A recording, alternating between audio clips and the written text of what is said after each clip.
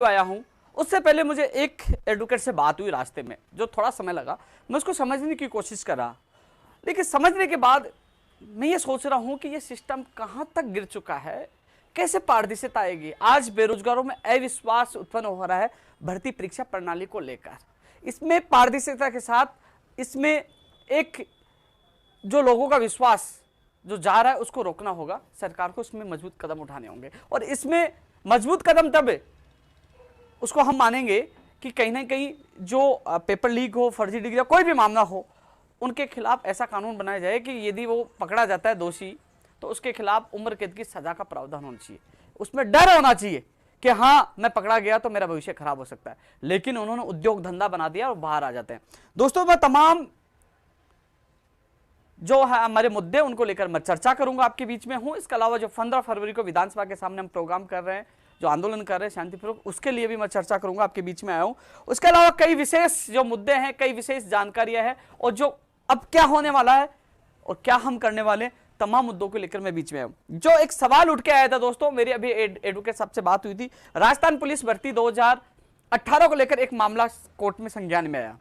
एक अभ्यर्थी जिसका नाम कृष्ण कुमार था, वो खुद कोर्ट में भी मौजूद था, उसने याचिका लगाई। जब राजस्थान पुलिस कांस्टेबल का जो परिणाम आया तो उस अभ्यर्थी का नंबर नहीं आया।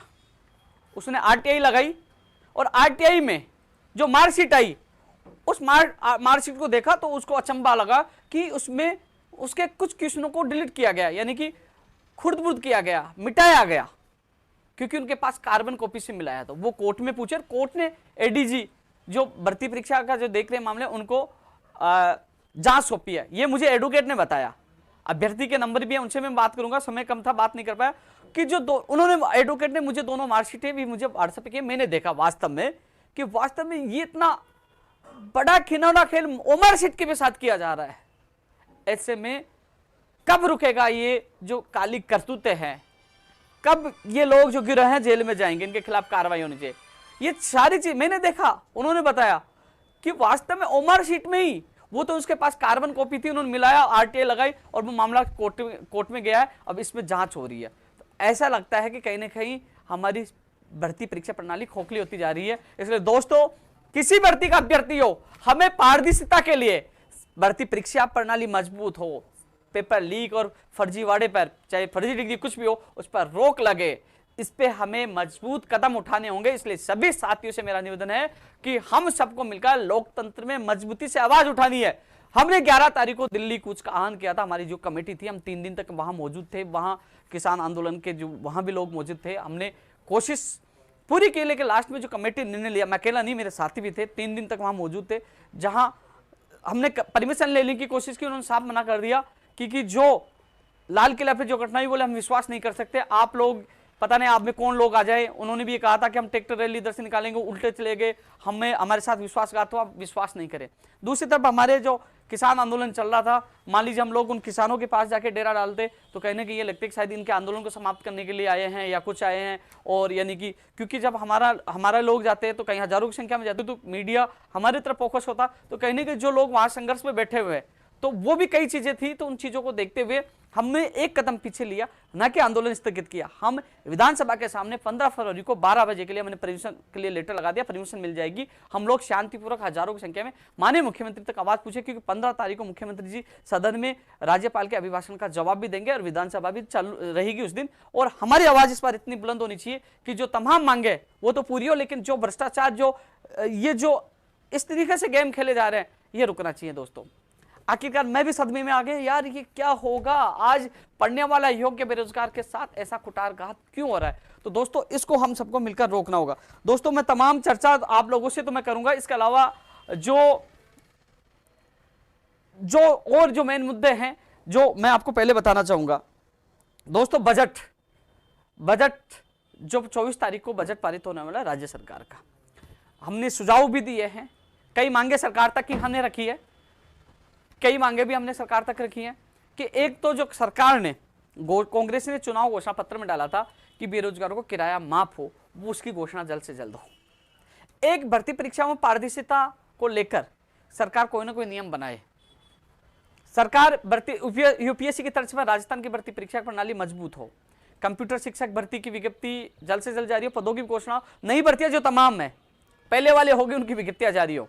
लेकिन दोस्तों एक चीज और बता दूं कि जो बजट में जो आशाएं हैं बेरोजगारों को, बाहर राज्यों का कोटा समाप्त हो, बेरोजगार आयोग बनाया जाए और जो एक भर्ती परीक्षाओं को लेकर परीक्षाओं का कैलेंडर जारी हो, कई मांगों को लेकर हम सरकार से लगातार मांग करें। लेकिन दोस्तों एक चीज और आपको अजीब बताने जा रहा हूं कि जो जिलों में हम लगातार दौरे बेरोजगार संवाद कार्यक्रम कर रहे थे, मीडिया ने हमें पूरा सपोर्ट किया, मीडिया का बहुत बहुत धन्यवाद। वो हमारे हर कवरेज जो मीडिया ने दिखाया और वहां के वीडियो, फोटो, विजुअल, आईबी ने, इंटेलिजेंस ब्यूरो, इनके आईबी के जो अधिकारी हैं, उन्होंने सारी चीजें माननीय मुख्यमंत्री तक, सरकार तक पहुंचाई है और उस मामले को लेकर सरकार ने भी उनको सीरियस लिया है और उन मांगों को लेकर उन्होंने शायद एक दो बार अधिकारियों की मीटिंग भी ले ली और अब आने वाले दिनों में भी उन मुद्दों को लेकर मीटिंग हो सकती है। मुख्यमंत्री जी खुद भी मीटिंग ले सकते हैं, लेकिन उन पे मुख्यमंत्री जी भी सख्त हुए और उन्होंने सारी डिटेल विभागों से मंगवाई है कि हाँ कौन कौन सी भर्ती किस कारण से पेंडिंग है, और जो हमारा ज्ञापन भी पूछा है वो सारी डिटेल उन तक पूछी है, सरकार तक पूछी है और उस पर कई बार मीटिंग भी ली है और लगातार इस पे वो कर रहे हैं कि कौन कौन सी भर्तियों का रास्ता खुल सकता है, कौन कौन सी भर्ती आ सकती है। इसलिए दोस्तों जो हम लोग लोकतंत्र में आवाज उठा रहे हैं, जिलों में जो बेरोजगार संवाद कार्यक्रम था जो हमने दिल्ली की घोषणा की, वो लगातार जो हम प्रयास कर रहे हैं, कहीं ना कहीं वो प्रयास सफल भी होंगे, धीरे धीरे हो भी रहे। तो दोस्तों ये जो प्रयास है वो मेरे अकेले के नहीं, हम सबके प्रयास है। इसलिए साथियों एक चीज और बता दूं आपको कि 11 फरवरी की बजाय अब 15 फरवरी को आपको अधिक से अधिक संख्या मानना है दोस्तों।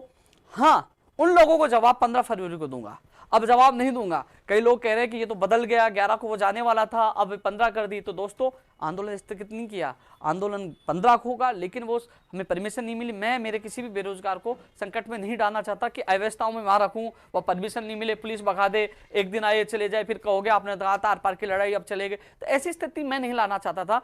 क्यों मैं चाहता हूं हमारी कोर कमेटी वहां 3 दिन तक वहां पड़े रहे, उसके बाद निर्णय लिया, क्योंकि हमारी लड़ाई जो सिस्टम में सुधार को लेकर है, हमारी लड़ाई जो अधिकारी और मंत्री नहीं सुने उनको लेकर, मुख्यमंत्री जी तक हमारी बात पूछी है, मुख्यमंत्री जी हमारे मुखिया है, वो जरूर हमारी सुनेंगे, इसलिए वो विधानसभा में उनका अभिभाषण में वो मौजूद रहेंगे। तो कहीं ना कहीं हमारी बात मुख्यमंत्री तक पूछे। तो इस दिन 15 फरवरी को विधानसभा के सामने जो 22 गोदाम जो है पेट्रोल पंप, वहां हमें परमिशन मिलेगी, हमने अनुमति के लिए पत्र लगा दिया, बयान भी हो गया। तो वहां हम शांतिपूर्वक माननीय मुख्यमंत्री तक आवाज पहुंचाएंगे। जो तमाम इश्यू जो लोग मेरे से जुड़े हुए थे, इन तक मैसेज यही है कि अब 15 फरवरी की तैयारी करें, मजबूती से लोकतंत्र भीड़ तंत्र में अपनी आवाज सरकार तक पहुंचाने के लिए, मांगे मनवाने के लिए हमें ज्यादा संख्या में इकट्ठा होना होगा। तो दोस्तों आप पूछे, शांतिपूर्वक और अहिंसात्मक हमारी बात सरकार तक पहुंचानी है। तो दोस्तों 15 तारीख की आप तैयारी करें, लेकिन जो सवाल उठाते हैं उनको मैं जवाब नहीं दूंगा। मेरी आदत भी नहीं है, मैं घबराता हूं, क्योंकि काम करके जवाब देना, भाई मैंने आपसे वादा किया था कि मैं जी जान से आपके साथ हूं।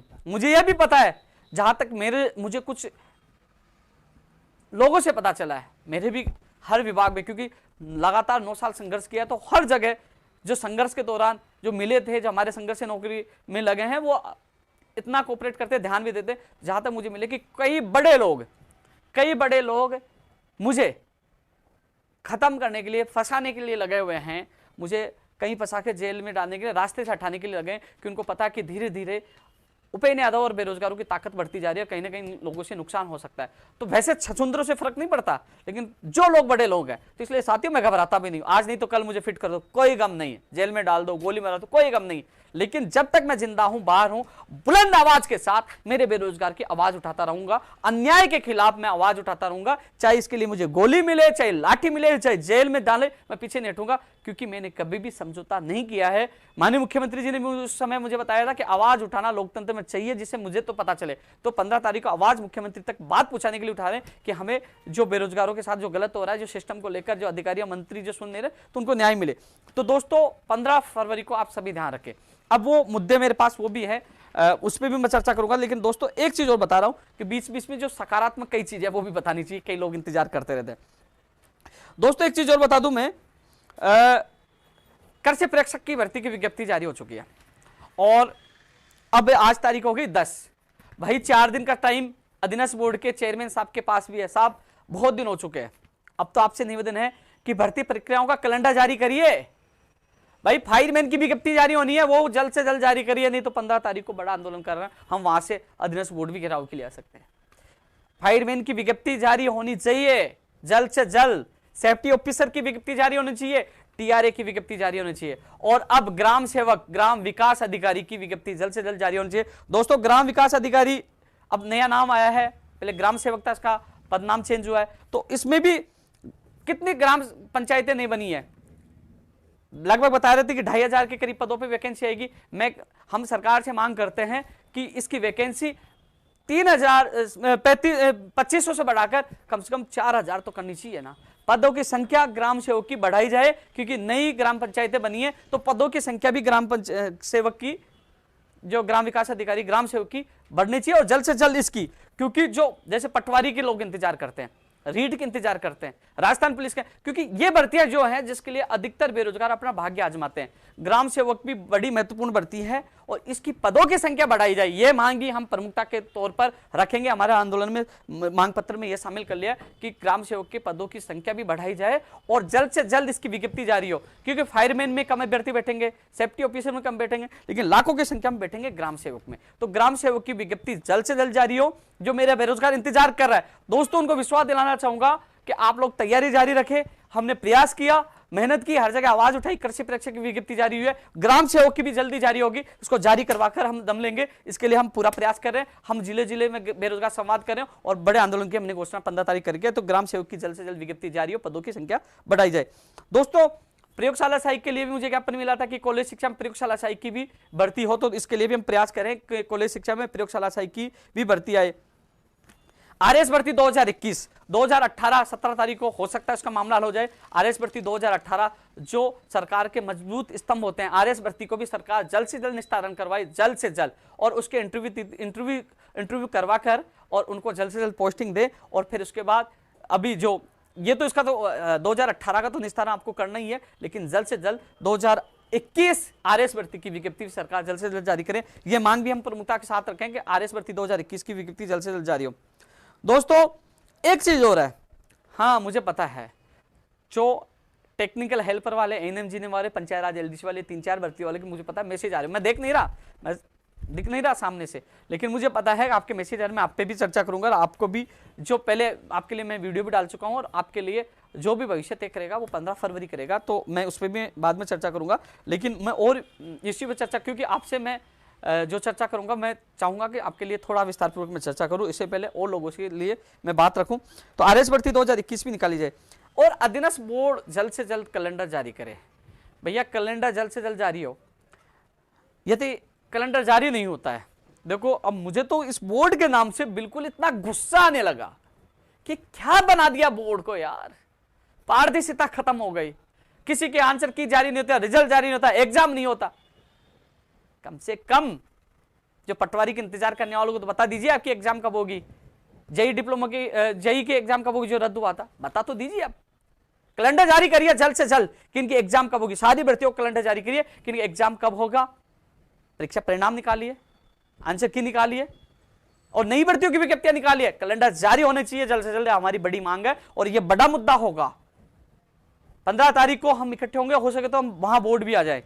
इसलिए आपसे निवेदन है चेयरमैन मोदी जी, जल्द से जल्द कैलेंडर जारी होना चाहिए अधीनस्थ बोर्ड की भर्तियों का, स्पष्ट कह रहे हैं ये प्रमुख मांग है। और आरपीएससी को भी कैलेंडर जारी करना चाहिए, जो और भी जो नई भर्तियां जिनकी विज्ञप्तियां जल्द से जल्द जारी करनी चाहिए, और विभागों में भी भर्तियों की विज्ञप्तियां जल्द से जल्द जारी हो, ये हमारी प्रमुख मांग है। इसलिए बोर्ड का भर्ती परीक्षा का कैलेंडर जारी हो, चाहे एग्जाम का हो चाहे रिजल्ट का हो, ये जल्द से जल्द जारी होना चाहिए। इसके अलावा दोस्तों जूनियर अकाउंटेंट सूचना सहायक 2013 वाले आज भी लंबित है, उनको पूरा करें। लेकिन उन लोगों को भी मैसेज आते हैं कि जूनियर अकाउंटेंट 2013 के बाद नई भर्ती नहीं आई, सूचना सहायक भी नहीं आई, तो हम ये मांग भी कर रहे हैं कि जूनियर अकाउंटेंट की पदों की भी घोषणा हो, सूचना सहायक की भी घोषणा हो इस बजट में, और उनकी विज्ञप्तियां भी जल्द से, पुरानियों को भी पूरा करें 2013 सूचना सहायक और जूनियर अकाउंटेंट को, और नई जूनियर अकाउंटेंट और सूचना सहायक की पदों पर भी भर्तियां जल्द से जल्द आई, ये भी मांग पत्र में शामिल है। और इसके लिए भी हम आवाज उठा रहे हैं कि सूचना सहायक और जूनियर अकाउंटेंट की भर्तियों की विज्ञप्ति आए, टीआरए की भी आए, पशुधन सहायक भर्ती भी आए, पीटीआई भी आए, जो तमाम, देखो एक एक भर्ती का नाम लूंगा तो बहुत विभाग है, लेकिन तमाम जो रिक्त पद विभागों में रिक्त पद है उन पर सब पे भर्ती आनी चाहिए। एलडीसी की भी नई भर्ती है, सचिवालय में कई पद रिक्त है, एलडीसी के भी 18 वाली चल रही है, लेकिन नई एलडीसी की भी कम से कम उनकी भी विज्ञप्ति सरकार जल्द से जल्द जारी करे, उसकी भी घोषणा करे।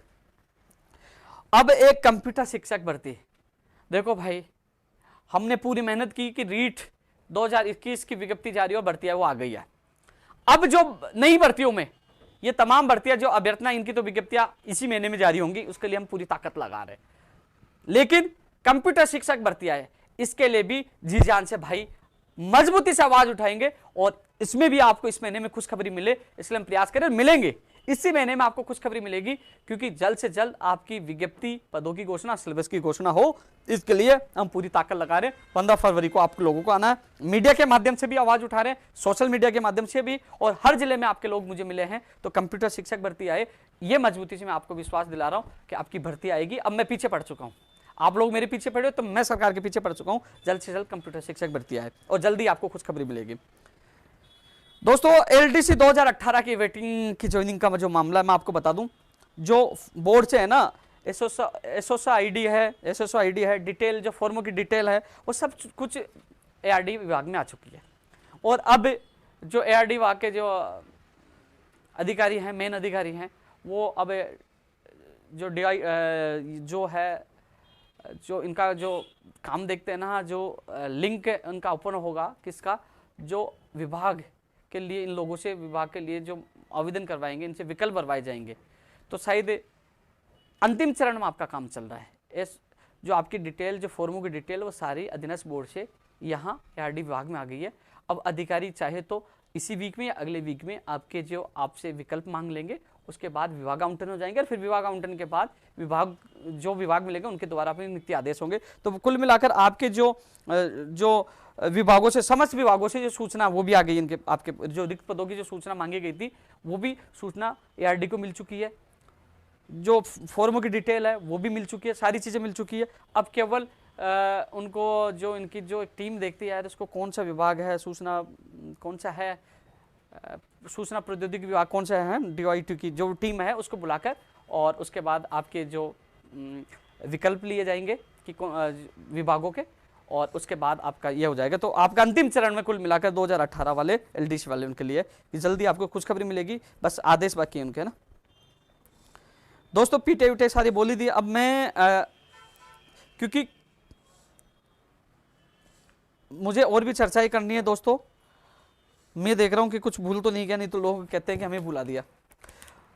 दोस्तों, राजस्थान पुलिस भर्ती की जो आज सुनवाई हुई, उसमें फैसला सुरक्षित कर दिया गया। कल परसों कभी भी, यानी कि जज साहब फैसला लिखवाएंगे, उसके बाद यह फैसला ओपन होगा। जो विवाद था जिलेवार और प्रदेश स्थित है मेरिट को लेकर, लेकिन यह भविष्य के घर में है। अब सुनवाई बार बार नहीं होगी, यह अंतिम सुनवाई थी, सुनवाई हो चुकी है। कई लोग कह रहे हैं कि भाई साहब फिर तारीख मिलेगी, फिर सुनवाई होगी, नहीं, अब कोई सुनवाई नहीं होगी, फैसला सुरक्षित है। जज साहब के द्वारा फैसला लिखा जाएगा, और एक दिन पहले वो कोज लिस्ट में आ जाएगा कि कल फैसला सुनाया जाएगा। तो एक दिन पहले जब भी आपकी तारीख आएगी, वो केवल फैसला ओपन की तारीख आएगी, जल्दी आपका फैसला ओपन होगा। और हम ये चाहते थे कि जल्द से जल्द निस्तारण हो। दोस्तों, इनके अभ्यर्थी जो लाइव सुन भी रहेंगे, मेरे पास भी आए थे, ऑफिस में आए थे, मैंने सरकारी एडवोकेट साहब से बात की थी। जितनी मदद मुझे से हुई, मैं हर व्यक्ति करता हूं जो भी ऑफिस में आता है। हमने इनकी जो बार बार तारीख मिली थी, मैंने निवेदन किया माननीय मुख्यमंत्री जी के अधिकारियों से, साहब इसमें एडवोकेट जनरल साहब को उतारा जाए, और इस मामले में एडवोकेट जनरल साहब ने पैरवी की। आज उनको सरकार ने उतारा। देखो, जहां मांग सरकार मानती है, उसके लिए मैं हमेशा कभी पीछे नहीं हटता हूं। इसके लिए मुख्यमंत्री जी को धन्यवाद, हमेशा धन्यवाद देता हूं, जहां वो हमारी मांग मानती है। एडवोकेट जनरल साहब को उतारा कि भर्ती का निस्तारण हो, तो वो एडवोकेट जनरल साहब ने आज मजबूती से पैरवी की है।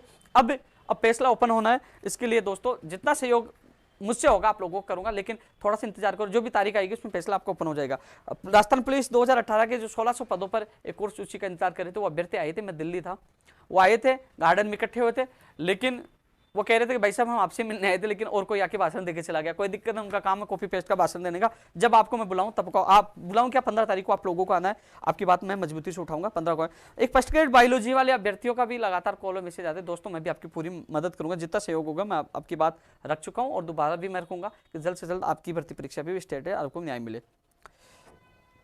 दोस्तों, एक चीज और है, अयन वाला रूल संशोधन को अनुमोदन आपको पता हो गया है, और अब वो अनुमोदन के बाद राज्यपाल के भी फाइल अप्रूवल अनुमोदन के लिए जाएगी, और राज्यपाल से ज्यादा समय नहीं लगता है, एक आधा दिन लगता है, शायद गई होगी तो आज आ गई होगी, और उसके बाद अधिसूचना जारी हो जाएगी। शायद जो वर्किंग डे बचे हैं, कल या परसों में अधिसूचना कार्यविभाग के द्वारा आपकी जारी हो जाएगी। और जो कोर्ट में सुनवाई होगी, जैसे आरएस भर्ती में हुआ था, उन्होंने कोर्ट में कह दिया था कि साहब हमने संशोधन कर दिया है और स्टे हटा दिया था, तो आपका स्टे हट जाए। तो मैं कोशिश करूंगा कि जल्द से जल्द इसमें तारीख मिले और जल्द से जल्द आपका स्टे हटे। जो मुख्य परीक्षा का इंतजार, मुख्य परीक्षा का परिणाम का जो 14 महीने से इंतजार कर रहे थे, मुझे पीड़ा पड़ती है, पूरा बिल्कुल पता है। मैंने हर जगह आपकी आवाज उठाई है। 22 तारीख को भी आरपीएससी के सामने धरना प्रदर्शन किया था और पीछे पड़े हुए थे। अब मैंने आपको उस दिन सुबह ट्वीट करके बता दिया था आपको राहत मिल सकती है, तो आपको राहत मिली है। अब जल्द से जल्द आपका परिणाम जारी हो। मेरे हिसाब से परिणाम आपका सुनवाई के बाद, जैसे कोर्ट से स्टे हटा उसके बाद आपका परिणाम जल्द जारी हो जाएगा। तो दोस्तों जितनी मदद होगी आपके अभ्यर्थी कल मुझसे 12 बजे मिलने आ रहे हैं, उसके बाद मैं कोशिश करूंगा इससे संबंधित एडवोकेट से मिलकर कि जल्द से जल्द वो तारीख लेकर वो जजमेंट जो आप रूल संशोधन हो उसकी कॉपी वहां लगा के जल्द से जल्द स्टे हटवाए। मैं खुद जाकर आपकी जितनी मदद होगी मैं करूंगा। दोस्तों मोटर वाहन उपनिरीक्षक का जो मामला जो है ना, रूल संशोधन का, दोस्तों वो फाइल वापस आ गई थी, कैबिनेट की मीटिंग में नहीं थी, कुछ कमियां थी, इसलिए वो फाइल वापस आ गई थी। अब वो भेजी गई है वापस। अब कैबिनेट की जब भी मीटिंग होगी उसमें उस फाइल पे अनुमोदन पर मोहर लग जाएगी। मोटर वाहन उपनिरीक्षक की फाइल रूल संशोधन को मोहर नहीं लगी है, वो केवल पहले भेजी गई थी लेकिन किसी कमी के कारण वापस भेज दी गई थी, इसलिए मोटर वाहन उपनिरीक्षक का नहीं हो पाया, लेकिन अब वापस भेजी गई है। अब जब भी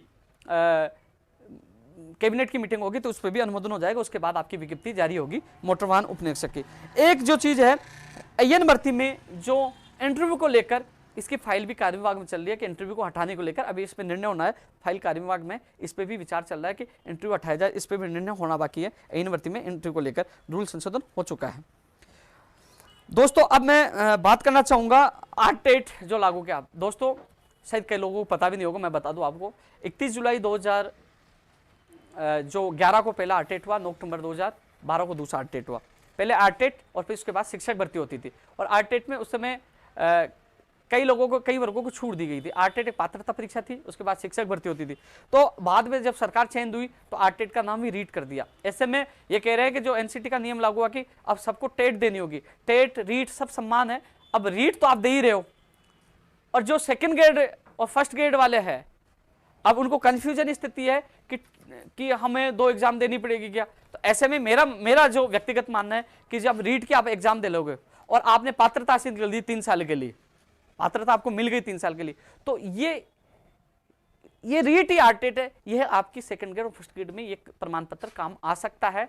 ऐसे में जो फर्स्ट ग्रेड और सेकंड ग्रेड की तैयारी कर रहे हैं पात्रता के लिए रीट एग्जाम उनको देना चाहिए। और रीट अपना पे पात्रता परीक्षा और अपना पे टेट है। जो कई लोग सोच रहे हैं कि हमारी भी रीट जो थर्ड ग्रेड के लिए भी होगी, तो रीट दे रहे वही तो आरटेट है, इसलिए आपके लिए अलग से कौन सी होगी, यही आपकी आरटेट ही है। रीट केवल नाम चेंज है, एक ही है, पात्रता अध्यापक पात्रता परीक्षा है। जो लोग फर्स्ट ग्रेड और सेकंड ग्रेड की तैयारी कर रहे हैं तो कई बार वो रीट की एग्जाम नहीं देते, या फिर तो वो लोग जैसे 12-13 के लगे हुए हैं, उसकी वैधता खत्म हो गई जो पहले के है ना, तो वो फर्स्ट ग्रेड और सेकंड ग्रेड के लिए ये रीट की जरूरत है कि शायद ये प्रमाण पत्र आपके काम आएगा। प्रयोगशाला सहायक के लिए भी आज अधिकारियों से मिले थे शिक्षा विभाग की सूची जल्द से जल्द जारी हो, वो कह रहे हैं कि हम जल्दी जारी कर देंगे। और पीटीआई वाले भी इस वीक में तो नहीं, अगले वीक के लिए हमें कहा उप सचिव साहब ने कि अगले वीक तक आपकी जो प्रतीक्षा सूची जारी हो जाएगी पीटीआई के। प्रयोगशाला सहायक के लिए मैं मिल के आया हूँ कि जल्दी ही अब मीटिंग में लेकर इसकी सूची जारी कर देंगे। प्रयोगशाला सहायक शिक्षा विभाग और पीटीआई दोनों की शिक्षा विभाग की मैं बात कर रहा हूँ। दोस्तों हाँ, रीट 2021 काफी क्या बोलते हैं, ये चर्चित भर्ती हो गई है रीट, लेकिन इसमें पद बढ़ाने की मांग हमने पहले भी की थी, आज फिर मांग करें, लगातार मांग करें रीट में पदों की संख्या बढ़ाई जाए। पदों की संख्या काफी है, रिक्त पड़े हैं, पदों की संख्या रीट में बढ़ाई जाए। जो विसंगतियां वो तो दूर हो चुकी है, आपको पता है वेटेज खत्म हो चुका है। इसके अलावा दोस्तों रीट में बीएड बीएसटीसी बात पे मैं बात तो नहीं करूंगा, लेकिन थोड़ा सा बाद में जरूर बात करूंगा, एक आपको संदेश जरूर देना, लेकिन इसको मैं भूल चुका हूँ वैसे, क्योंकि राजस्थान बेरोजगार एक महासंघ में और भी बेरोजगार है कि रीट पे ही बातें नहीं होनी चाहिए मेरे हिसाब से।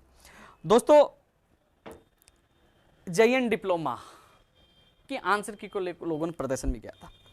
मैंने एक बार लाइव में जेईएन डिप्लोमा की मैंने ये कह दिया था भाई आंसर की जारी कर देनी चाहिए, यदि एसओजी को लगता है तो वो तो आंसर की जारी होने के बाद भी रद्द हो सकता है। तो कई लोगों ने काफी कमेंट किया था, आपने तो उनका पक्ष ले लिया, बहुत कुछ बोला कि आपने तो उसका पक्ष ले लिया, आपको उन्होंने खरीद लिया, बहुत कुछ बोला। लेकिन दोस्तों एक चीज जरूर बताऊंगा, मेरे दिल में एक मलाल है, जो लाखों लोग मेरे इस वीडियो को देखते हैं, यार क्या स्थिति बना दी। जो व्यक्ति घर परिवार छोड़कर आपके लिए रात दिन मेहनत करता है, लड़ता है किसी से बिना पैसे लिए, कहां से वो जुगाड़ करता है, किसी दोस्त को कहता है विजय राकेश भाई राजेश तू देना, भाई 5,000 तू दे दे। मैं मेरे दोस्तों को व्यक्तिगत संबंध से उनसे पैसे लेकर मैं कैसे चलाता हूँ इस संगठन को, मुझे पता है। लेकिन उसके बावजूद आपस में तुम लड़ते हो और बीच में मुझे पूरा कर देते हो यार, किसका साथ दूं मैं यार?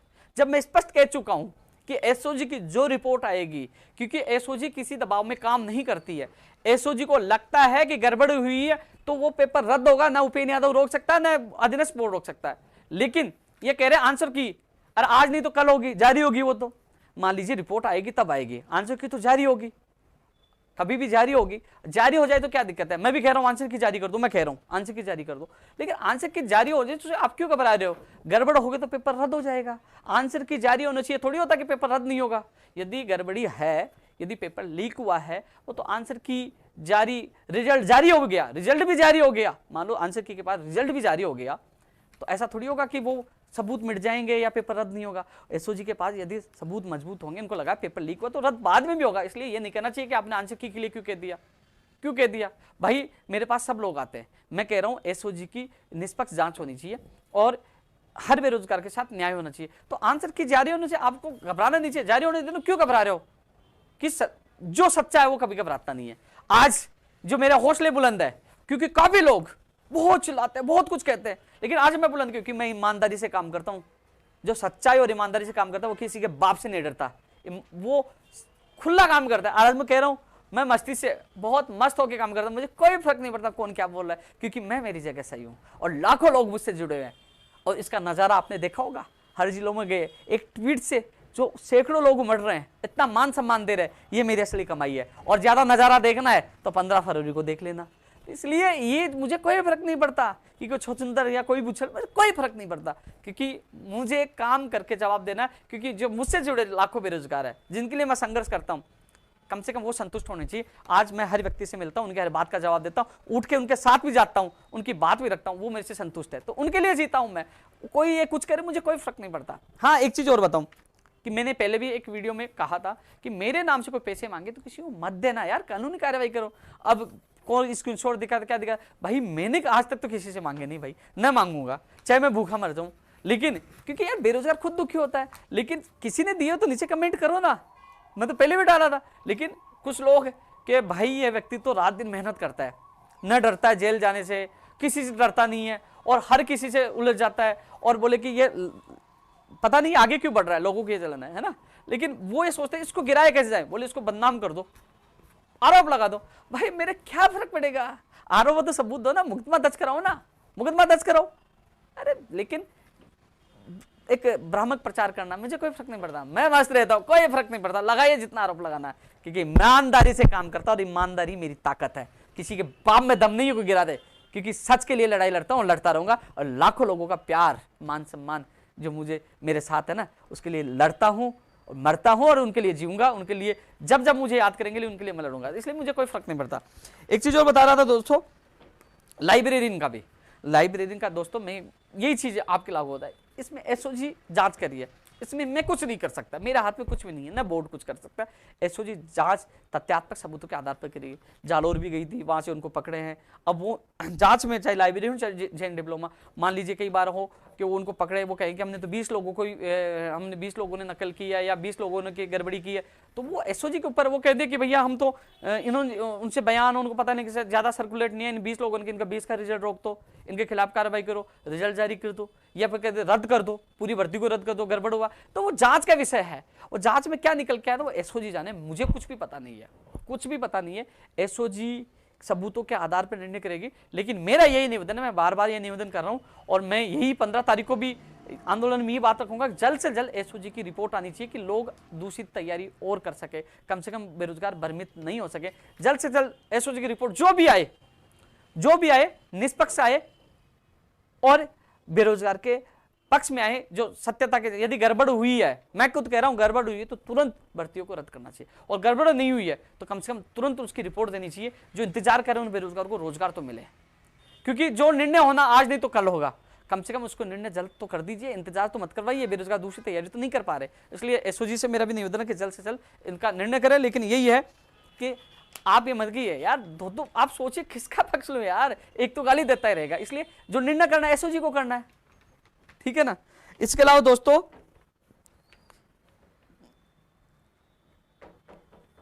जो चीज है, हाँ एक चीज मेरे को सुनने में आई, इसका मैं विरोध कर रहा हूं, सख्त कह रहा हूं, मेरे को सुनने में आया कि ऑनलाइन एग्जाम हम करानी चाहिए, जो सुझाव दे रहे हैं कि ऑनलाइन करना चाहिए, दो एग्जाम होनी चाहिए। अरे भैया एक एग्जाम समय पे नहीं हो सकती है, एक भर्ती की आप 2 एग्जाम कराओगे तो कैसे समय पे होगी? तो इसलिए 2 एग्जाम का जो फार्मूला है वो भी नहीं लागू होना चाहिए। लोग सुझाव दे रहे हैं और लोग ये भी दे रहे हैं कि ऑनलाइन एग्जाम होने चाहिए। इन दोनों नियमों के सख्त मैं खिलाफ हूं, दोनों नहीं होने चाहिए।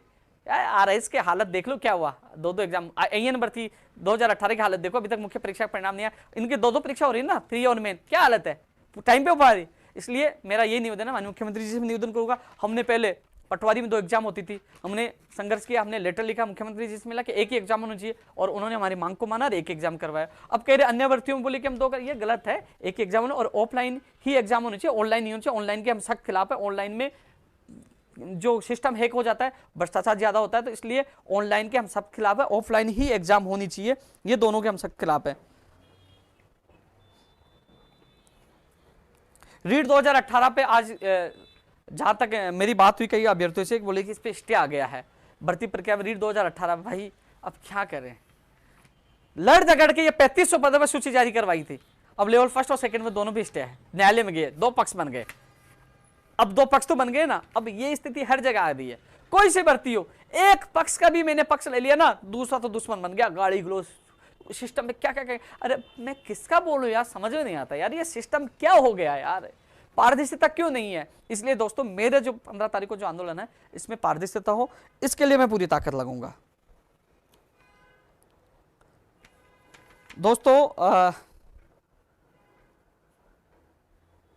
मैं आपके बीच में तो हूं ही, लेकिन कुछ मांगे और हैं, भूलने जाऊं तो कई लोग मुझे गाली देते, ये भी कहते हैं ना भाई हमारी आवाज नहीं उठाता। भाई अकेला इंसान हूं, हर बेरोजगार के लिए मैं जहां जाना हो, चल भाई कल भी मैं 12 बजे कार्यालय में बैठूंगा। काफी अभ्यर्थी कह रहे मिलना चाहते हैं, क्योंकि मैं कुछ दिन से बाहर था, अलवर से मैं दिल्ली शाहजहांपुर बॉर्डर चला गया था, फिर बीच में एक बार वापस आया, फिर वापस चला गया, तो मैं 2-3 दिन से बाहर था, मिल नहीं पाया था। तो कल मैं यहाँ कार्यालय में 12 बजे बैठूंगा, जो भी अभ्यर्थी मिलना चाहे मिल सकते हैं। वरिष्ठ अध्यापक भर्ती 2016 के अभ्यर्थी धरने पे बैठे हैं, अनशन में वहाँ बैठे हैं आरपीएससी के बाहर धरने पे, तो उनकी भी जो सूची है ना जारी होनी चाहिए, एक और सूची जारी होनी चाहिए, वेटिंग सूची जारी होनी चाहिए, उनको भी मैं मेरा साथ, मुझे समय मिलता ही मैं आपके बीच में आऊँगा। आप लोगों को कॉल और मैसेज आ रहे हैं कि आप हमारे साथ आओ, तो मैं आपके साथ हूँ और जल्दी आपके बीच में आऊँगा।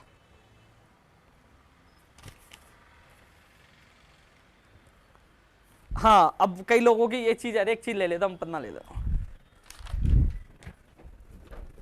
भाई। कंप्यूटर भर्ती की तो बात हो गई है, आयुर्वेद नर्सिंग भर्ती 2013 1005 के मैसेज आ रहे, जो हमारे 15 तारीख आंदोलन में मामला शामिल है आपका। दोस्तों मैं अधिकतर भर्तियों पर चर्चा कर चुका हूँ, जो मेरी बहनें एनएमसीएम 2013 वाले, और उनके लिए यही है कि मैंने पहले भी एक ही बात कही थी कि आप 15 तारीख को आप पहुँचे, जो भी भविष्य तय करेगा 15 तारीख करेगा, ज़्यादा कुछ नहीं कहूँगा कि 15 तारीख को आप पूछे, क्योंकि ज़्यादा लाइव लंबा भी हो गया, लेकिन मैंने अधिकतर पहले आपको सब कुछ बता दिया था, उस चीज़ को रिपीट करने से कोई मतलब नहीं है, लेकिन इस बार है अंतिम बार। और वही एलडीसी पंचायत राज 2013 10,039 पदों पर, वही आयुर्वेद नर्सिंग भर्ती जो 3-4 भर्ती है जो पुरानी है, वो जल्द से जल्द पूरी हो, क्योंकि लोकतंत्र में भीड़ तंत्र का सबसे बड़ा महत्वपूर्ण योगदान होता है। तो हम लोग ताकत के साथ हमारी आवाज़ उठाएंगे, विधानसभा चल रही है कि ये भर्ती आज तक क्यों नहीं है, जल्द से जल्द पूरी हो। तो आप लोग 15 तारीख को ज़्यादा संख्या में पहुँचे। लैब टेक्नीशियन और रेडियोग्राफर, ये अभ्यर्थी भी लगातार कॉलों में से हर जगह इनका ज्ञापन मिला है मुझे कि इनके परिणाम जल्द से जल्द जारी हो, प्रोविजन सूची जल्द से जारी हो। ये मामला भी 15 तारीख के लिए, ये मैं उन मांगों का नाम ले जो मुझे मेरे पास ज्ञापन मिले हैं, कुछ जिनका मैंने नोट किया है मांग पत्र में, और भी मांगे शामिल हैं। तो मैं बता दूं, रेडियोग्राफर लैब टेक्नीशियन का परिणाम जल्द से जल्द जारी हो। तृतीय श्रेणी शिक्षक भर्ती 2012 अधिक अंक वाला मामला भी संज्ञान में, ये भी मामला हमारे साथ है। रीट 2021 में पद बढ़े, वो भी मामला शायद है। विशेष शिक्षकों पद आए, वो भी मामला है। व्याख्याता भर्ती 2018 की मैं बता दूं 18 तक काउंसलिंग है, और 17-18 तारीख को ही आपके आदेश हो जाएंगे ज्वाइनिंग के। अब नियुक्ति आपको इसी महीने मिल जाएगी, आपको शुभकामनाएं। स्कूल व्याख्याता भर्ती 2018, पुलिस भर्ती 2018 मामला संज्ञान में, आप भी 15 तारीख को पूछो। फार्मासिस्ट भर्ती के भी ज्ञापन मुझे हर जगह मिले हैं, इनके लोग भी संपर्क में, आपकी भी आवाज़ 15 तारीख को उठाई जाएगी, आप भी पहुँचे। ITI टेक्निकल हेल्पर, हाँ ITI के टेक्निकल हेल्पर, ये जो अभ्यर्थी हैं, देखो हर जिले में ये लोग मिल रहे हैं। और वास्तव में जब घोषणा पत्र ऊर्जा विभाग के जो बजट का घोषणा थी, बजट में 9,000 पदों पर घोषणा की थी। JVNL की भर्ती अभी आए और टेक्निकल हेल्पर की 6,000 पदों पे आए। और इसके लिए मैं भी पूरी जी जान लगा रहा हूं कि जल्द से जल्द इसकी भर्तियों की विज्ञप्ति जारी हो, टेक्निकल हेल्पर के ऑफलाइन एग्जाम हो, आईसीयू में छूट दी जाए, परीक्षा केंद्र राजस्थान में हो, और 2013 का जो पैटर्न था वही पैटर्न वापस लागू की जाए। इसके लिए मैं पूरी जी जान लगा दूंगा, वादा है मेरा। मैंने पहले भी आपको वीडियो डाल के अवगत करवाया था कि मैंने 21 तारीख को भी वादा किया था, आज फिर वादा कर रहा हूँ कि आपकी विज्ञप्ति जल्द से जल्द जारी हो, आपको जल्द खुशखबरी मिले, चाहे इसके लिए मुझे कुछ भी करना पड़े, मैं पीछे नहीं हटूंगा। आपको जो मुझे विश्वास दिलाया था आप लोगों ने, उस विश्वास में आप भी खरा उतरे और जल्द ही इस भर्ती को लेकर हमारी जीत होगी। तो आप लोग 15 तारीख को ज्यादा संख्या में पहुंचे। नई भर्ती स्कूल व्याख्या तक मांग करें, 2013 एनएमजी ने वाला है, पंचायत सहायकों का नियमितीकरण हो, यह भी मामला मेरे संज्ञान में आया है, यह भी ज्ञापन मिला। लाइब्रेरी भर्ती रीड 2016 अंग्रेजी जो 826 एसएलपी वापस हो, यह भी मांग हम जो 15 तारीख की में रखेंगे, एसएलपी वापस हो। और साइंस में का जो आदेश आया है, पवन जी लगातार मेरे संपर्क में, सारे लोग आए थे और कई महिलाओं को भी आज ही फोन आए थे, भाइयों के फोन आए थे, तो उनसे यही कि ये मांग भी 2016 अंग्रेजी और साइंस मैथ वाली भी हम रखेंगे, एसएलपी वापस हो और अब जो हाई कोर्ट का आदेश है उसकी पालना और आपकी सूची जारी हो। ऐसा ही भर्ती में आयुषीमा, हाँ ये मामला अच्छा है, इनके भी मेरे पास कॉल आए थे। जिस दिन मुझे पता चला था विज्ञप्ति जारी हुई थी, उसके दूसरे दिन ही मैंने लेटर लिख दिया था माननीय मुख्यमंत्री जी के नाम और आरपीएस अध्यक्ष के कि इनमें छूट दी जाए। तो मैं पूरी कोशिश करूंगा, 15 तारीख को आपकी मांग रखूंगा कि एसआई भर्ती 2021 में आयुषीमा में छूट दी जाए। 2016 के बाद करीब 5 साल बाद ये भर्ती आई है, तो इसमें छूट दी जाए, जैसे वनपाल वन रक्षक में दी। तो ये मांग भी मैं मजबूती से रखूंगा दोस्तों। आपकी जलदाय विभाग में भर्ती आई, 1300 पद पे घोषणा हुई थी बजट में, वो भी मांग रखूंगा। सूचना सहायक 2013 बताया, छात्रावास अधीक्षक 2016, हाँ भाई ये प्रकाश मेरे संपर्क में, प्रकाश 15 तारीख को आप ध्यान रखें। सेकंड ग्रेड भर्ती 2018 2013 वाला भी हम कोशिश करें जल्दी कुछ खबर मिले। और सेकंड ग्रेड 2018 की जो रिसपल वाला जो मामला है, वो निदेशक मोदी जी ने फरवरी का आश्वासन दिया था, फरवरी चल रहा है, तो आपको फरवरी में खुशखबरी मिल जाएगी। फरवरी में आपकी जो पिकअप लिस्ट वेटिंग जो जारी होनी थी 2018 मैं पूरी मदद करूंगा। राजीव गांधी पैरा टीचर मदरसा का भी मुझे ज्ञापन मिला था, पंचायत राज एलडीसी वाले भी, ग्राम सेवक आरएस भर्ती 2021 की ये जल्दी आएंगे आपकी, ग्राम सेवक वाली तैयारी में जुड़ जाओ, आपकी आएगी, हम निकलवाएंगे इसको पर। वरिष्ठ अध्यापक भर्ती 2016 वाले मैंने करी, पशुधन सहायक की मांग करी थी हमने और ये भर्ती निकले। जीव विज्ञान व्याख्याता 2018 का परिणाम जारी हो। आरपीएससी लेखाकार भर्ती, हाँ जूनियर अकाउंटेंट की भी नई विज्ञप्ति आई, मांग कर दी।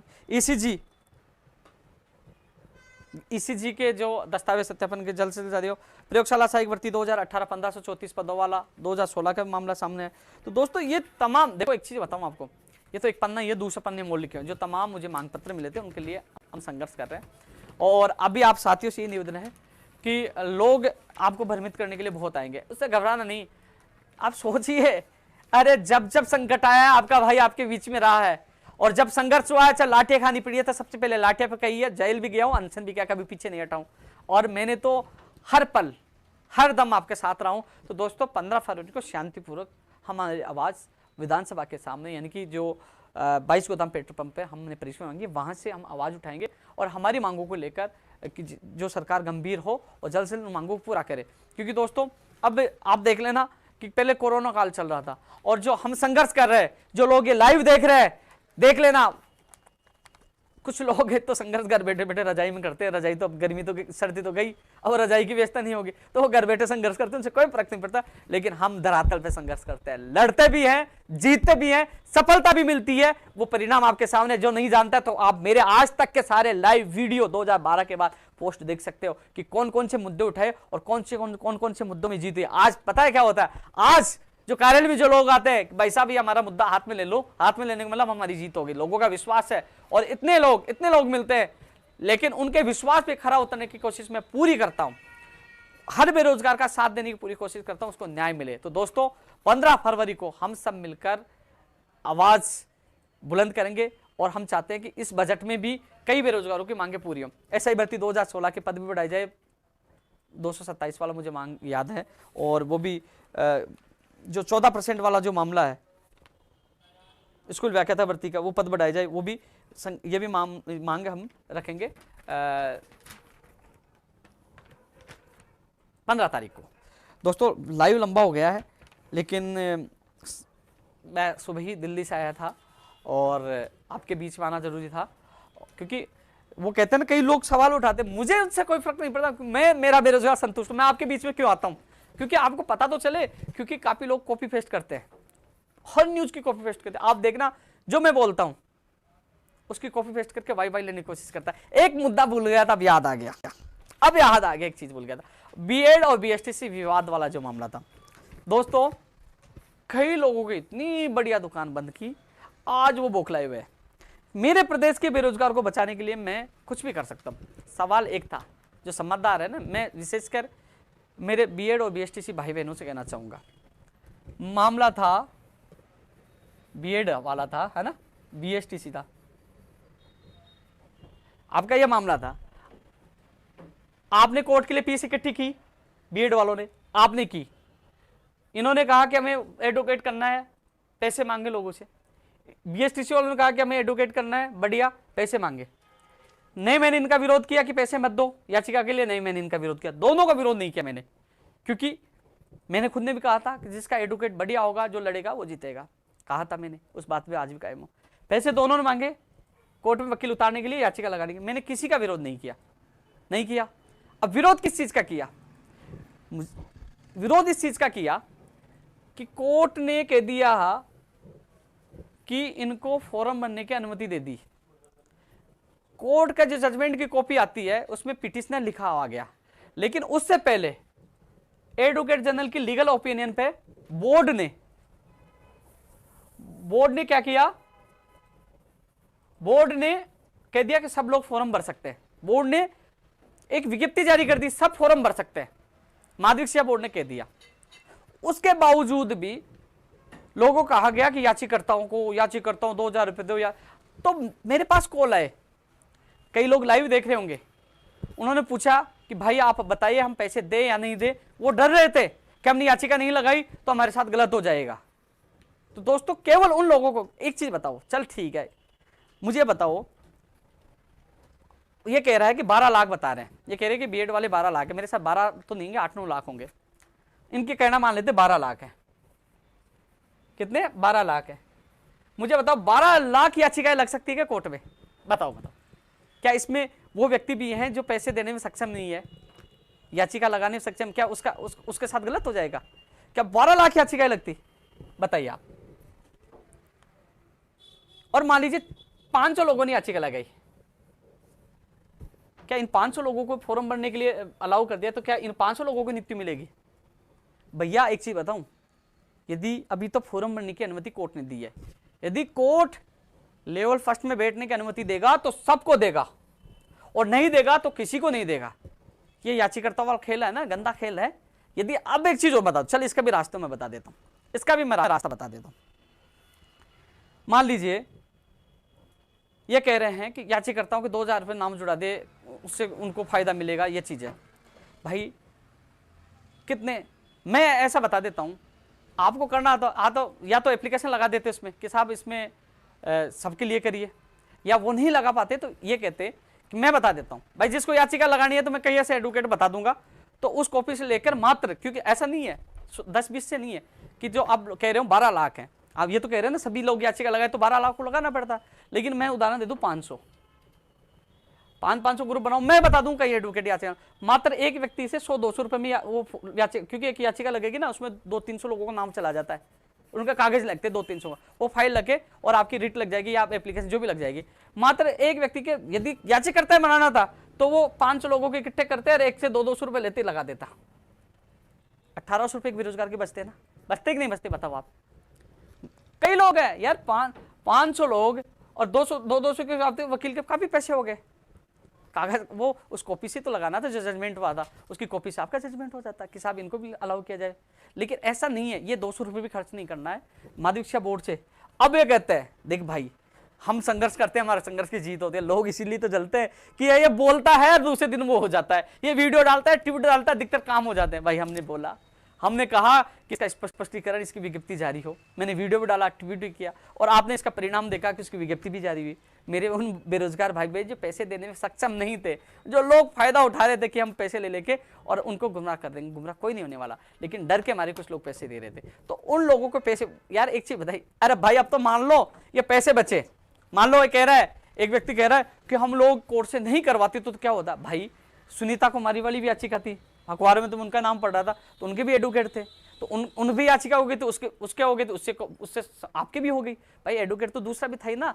अब असली लड़ाई तो अब है, अभी तो केवल फोरम बनने की अनुमति दी है, लेकिन बात ऐसी है कि इस चीज को हमने आदेश जारी करवा कर कई लाखों लोगों को पैसे बचाएगी नहीं। अब इस चीज को तो मान लो, हमेशा कहते थे तो उपेन्द्र यादव तो बीएड विरोधी है, बीएड, इस चीज को तो मान लो कि कितने लाखों लोगों के, कि ये लोग तो याचिकाकर्ताओं में 2-2 हज़ार रुपए खर्च करवाते। अब सबके पैसे बचे कि नहीं बचे, किसका भला हुआ? आप लोगों को भला हुआ ना, बीएड गिरा दिया ना। हाँ, अब फैसला, भाई साहब फैसला अब न्यायालय करेगा एनसीटी के रिप्लाई के बाद। अब किस में पक्ष होता है वो भविष्य गर्म में है, लेकिन यह है कि जो भी फैसला होगा वो सत्यता के आधार पे होगा, और जिसकी मेरे को लगता है कि सत्य की जीत होगी। लेकिन ये केवल जो अधिकारियों से बात करके और जो बेरोजगारों को, ये यार 2-2 हज़ार, मुझे बुरा लगा यार। मुझे कई लड़कियों ने फोन किया, भैया 2 हज़ार रुपये दे के आ, किसी सुधार लेके आ। जब उनकी स्थिति देखी तो मुझे बात करनी पड़ी। अरे मुझे शिकायत कोई नहीं करनी थी, मुझे बात करनी पड़ी। ये 2 हज़ार की व्यवस्था कहाँ से करेंगे यार, कई लोग देने में सक्षम ही नहीं है। तो ऐसे इन लोगों को राहत मिले, कई लोग तो मजदूरी करके पढ़ाई करते हैं, ऐसे लोगों को फायदा मिले, तो कम से कम ये मैंने एक सबके लिए वहां से एक संशोधित विज्ञप्ति जारी करवा। इसके लिए भी लोग डालने लगे कि हमने ये करवा दिया, कॉपी पेस्ट करने का काम यार। ऐसे लोग, मजा आता मुझे कई बार, हर चीज का मजा आता है। मैं छोड़ो यार, बार बार फालतू टाइम बर्बाद जाता है। लेकिन इतना जरूर कह दूं साथियों, अब आप लोगों को 15 फरवरी का ध्यान, लंबा लाइव हो गया, लेकिन ये जरूर है यार भाई, जो लोग मजा जरूर आता है। अब लोगों की हालत खस्ता हो जाती है, लोग सोचते हैं आज ये लाइव में क्या बोलेगा। अरे भाई लाइव में वही बोलते हैं जो हम संघर्ष करते हैं, और जिसके लिए संघर्ष करने वाले हैं और सीना ठोक के लिए संघर्ष करते हैं, संघर्ष का परिणाम भी हम लेकर आते हैं और लड़ेंगे, चाहे मेरी जान चली जाए। अंतिम सांस तक जिस व्यक्ति को मैंने वादा कर दिया उसके लिए लड़ूंगा, पीछे नहीं हटूंगा। और जो लोग गलतफहमी में जीते हैं, हार मैंने कभी नहीं मानी है, कभी संघर्ष कभी हारता नहीं है। यह जरूर है कि अपने लिए, क्योंकि जो बीएड बीएसटीसी का मामला था कि 2 पक्ष थे, बीएड वाले भी मेरे भाई बहन थे, बीएसटीसी वाले भी थे, तो इसलिए मैंने कहा जो कोर्ट करेगा जो मान्य होगा। मैं हारा नहीं हूं, मैं अपनों के लिए पीछे हटाऊं, कोई छछूंदर से मेरे कोई फर्क नहीं पड़ता। लेकिन यह जरूर है कि अब लड़ाई रोचक हो चुकी है। 15 फरवरी को इस बीएड बीएसटीसी बात नहीं करा, जो अन्य मांगों को लेकर, क्योंकि बहुत चर्चा पहले कर चुका हूं, क्योंकि अब हमें दोस्तों भर्ती परीक्षा प्रणाली जिसपे अविश्वास लोगों को हटता जा रहा है, पारदर्शिता खत्म होती जा रही है, परीक्षा प्रणाली मजबूत हो, नई भर्तियों की विज्ञप्तियां जारी हो, बाहरी राज्यों का कोटा समाप्त हो, एक बड़ी मांग है। इनके लिए मैं लड़ाई लड़ूंगा। तो इसलिए दोस्तों 15 फरवरी को आप सभी लोग पहुंचे, और मैं आपस में एक अपील करना चाहूँगा कि दोस्तों इन नासमझ लोगों की वजह से बीएड वाले बीएसटीसी वालों गाली नहीं दे, बीएसटीसी वाले बीएड वालों गाली नहीं दे। हम सब भाई बहन हैं। आप भी कोर्ट जो आदेश दे उसकी पालना करनी चाहिए, एक दूसरे पर आरोप प्रत्यारोप ना लगाएं, और आप लोग वही संबंध जो आपके पहले थे अच्छे संबंध, वही संबंध रखें, और जो आदेश कोर्ट दे उसकी पालना करें।